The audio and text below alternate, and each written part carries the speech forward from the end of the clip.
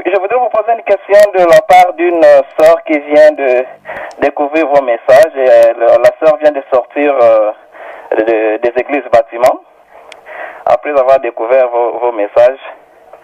Alors la question qu'elle se pose est celle-ci.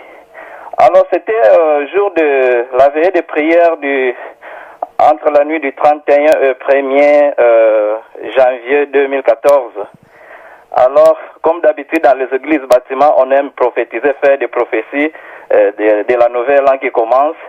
Alors, en cette nuit, le pasteur avait prophétisé comme quoi, ou bien avait déclaré que cette année serait l'année des grâces pour eux. Alors d'abord, la sœur était choquée de voir que l'année 2014 serait l'année des grâces. Alors elle s'est dit que depuis que Jésus est mort et ressuscité et monté au ciel, nous sommes déjà entrés dans l'année des grâces. Et la grâce existe il y a de cela depuis longtemps. Alors elle s'est seulement demandé est-ce que cette prophétie est venue vraiment de Dieu. Bon là c'est pas sa question.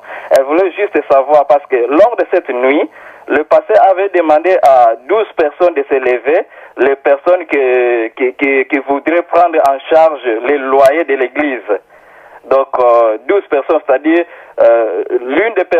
chacune des personnes devait soutenir l'église pour un mois, du janvier au mois de décembre.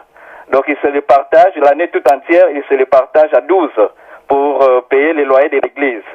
Alors la question que la sœur se demande, elle était passée devant les jours-là, elle était passée devant pour soutenir les loyers, pour payer les loyers de l'église au mois d'août, si je me trompe, c'est le mois d'août. Alors, elle se demande, maintenant qu'elle a compris la vérité, maintenant que les écailles sont tombés de ses yeux, et maintenant qu'elle sait que l'église ne prêche pas la vérité, elle ne prêche même pas sur l'enlèvement de l'église. La question qu'elle se pose, doit-elle maintenant doit-elle toujours payer cet argent qu'elle avait promis devant l'église pour soutenir le paiement des loyers de l'église?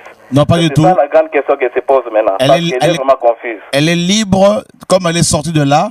Quand on quitte Babylone, comme quand Lot a quitté Sodome et Gomorrhe, on ne doit plus s'arrêter à regarder à derrière. Hein? Donc elle est libre maintenant de, n'est-ce pas, elle ne doit plus payer cette somme, elle est dégagée en fait de cette obligation. Ah. Voilà. Donc, merci beaucoup mon frère. Elle est vraiment contente, elle vous écoute. Que Dieu soit béni. Merci beaucoup, soyez bénis tous. Gloire à Dieu. Voilà. On ne peut pas payer une maison qu'on n'habite pas. Hein.